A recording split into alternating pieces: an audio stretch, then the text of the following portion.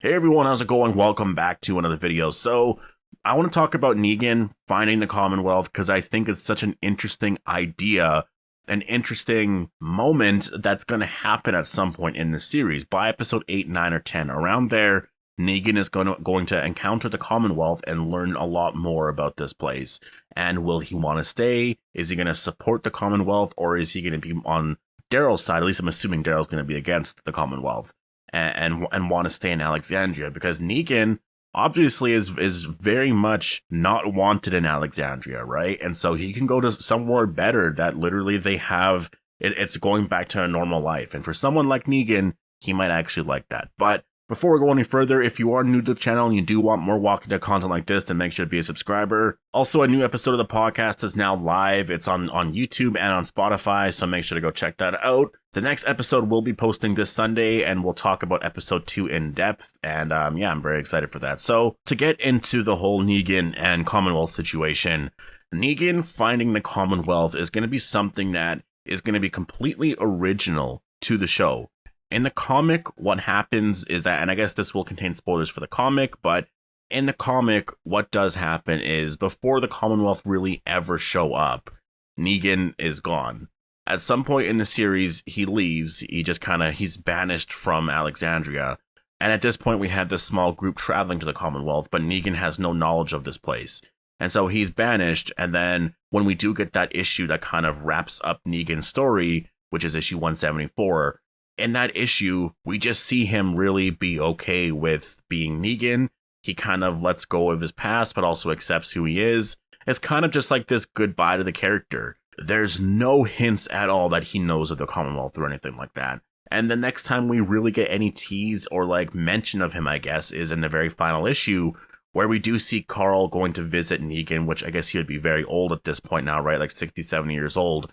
He is technically within the Commonwealth because the Commonwealth owns so much land, so much of just everything everywhere. And so he's technically a part of the Commonwealth, but he's very much a loner, kind of stays at home by himself, sticks to himself. And that's kind of where his story ends there. And it definitely is disappointing. Though I would say in the Negan Lives comic, it's only one issue.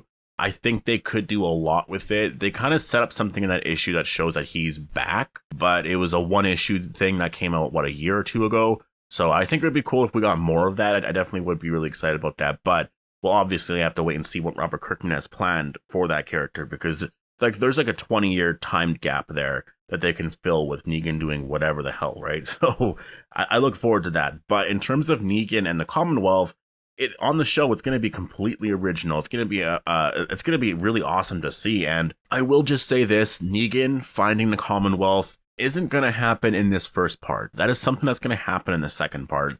It seems like Negan and Maggie, and it is a huge prediction of mine just because I've read some of the synopsises. I also know some stuff that does happen in 8 and 9. And so I'm going to say that Negan most likely finds the Commonwealth in that sense around like maybe 8, 9, maybe 10, around there. And I think that Negan and Maggie, for the most part, are going to be together for the remainder of part 1. And so that's going to be his main story, right? Is going to be dealing with Maggie and just kind of seeing how that unravels. And I do think for the character, at least when it comes to Maggie, obviously he's not going to die. She could try to kill him, but I feel like after this first part, there's going to be some type of moment where we see Maggie just accept that he's here, that he's allowed to do whatever the hell he wants.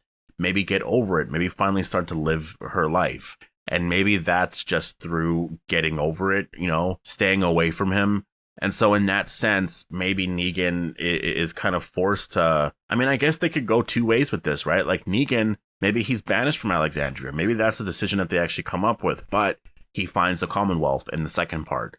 That is very possible. Or he's forced to stay in Alexandria, but Maggie hates this and it's just like, you know what? I'm going to go back to the hilltop. I'm just going to stay there. But then that could also as well, I guess, bring up a lot of stuff of like, well, I'm doing this again. I'm staying here, not going to Alexandria because Negan's there. Or she could just like join the Commonwealth and just decide to stay away from him, like be okay with him alive and like doing his own thing, but she has other plans. And in the comic, she does become the president of the Commonwealth. Like she she is in Pamela Milton's role. And so once Negan does go to the Commonwealth, I think the question that I guess a question I have for you guys, and I would like you guys to post down below your thoughts on, is would Negan want to go to the Commonwealth?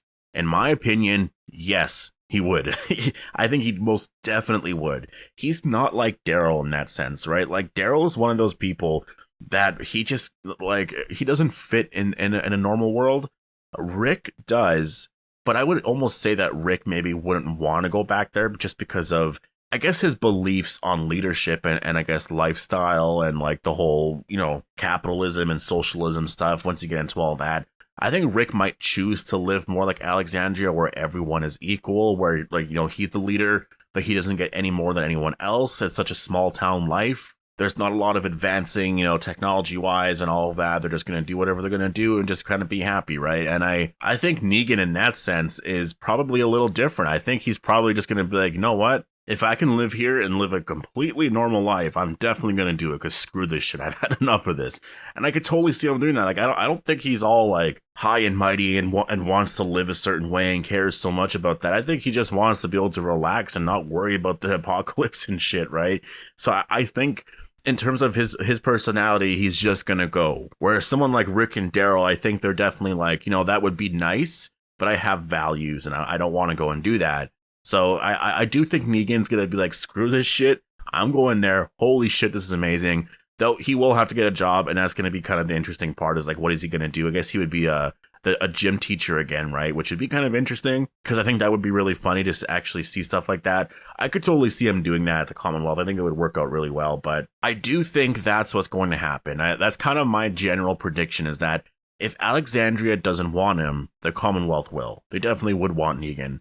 He's a really great character. And I don't think a lot of like the murders he's committed, like I don't think that's going to matter in that sense, because everyone's technically a murderer in the apocalypse right now, right? So yes, he killed Glenn and Abraham. Yeah, he did that, but it's totally different. It's a totally different situation. It's like completely understandable, I think, in the apocalypse. All the Commonwealth care about is that you're able to actually contribute a lot to the Commonwealth. They want everyone from all parts of, I guess, society to contribute to the Commonwealth to make it bigger and bigger.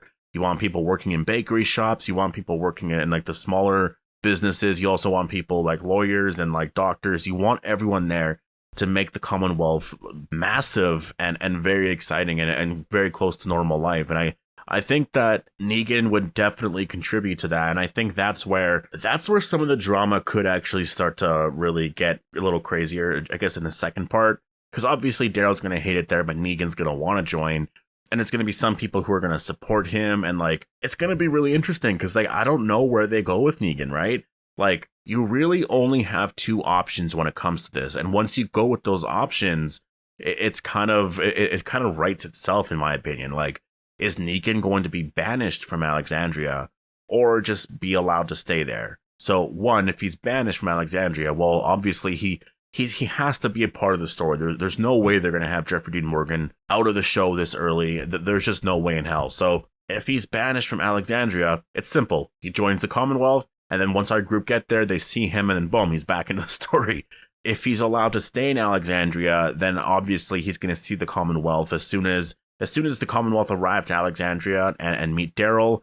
That's where all that will go down. And then, yeah, that's where I see that drama starting to come up as well. If Negan stays in Alexandria and then they meet the Commonwealth, I think that at that point, he's probably going to want to join, which is going to piss Daryl off. And so then more drama starts there, right? With all the rioting and all that, which will be kind of cool to see Negan and Daryl and everyone fight together during the, because like in the Whisper arc, they were fighting together, but it felt like Negan was far away from them for so long. It'll be cool to actually see Negan and Daryl, and that's if this is the case, fight alongside each other during this. And I mean, I guess we did get that in 16, where Daryl and Negan teamed up and fought Beta. Negan was the bait, and then Daryl came out of nowhere. And like, I mean, poor Negan, like, that's what I mean. Like, screw you, Maggie. Like, you know how much he's done? You know how much he sacrificed his ass for this group? Like, he could have got killed from Beta. I mean, there's so many moments there's countless of moments throughout the series, or I guess the last season or two. I mean, damn, like, he deserves to be here. Screw you, Maggie. You left. But anyways, I'm gonna leave it here.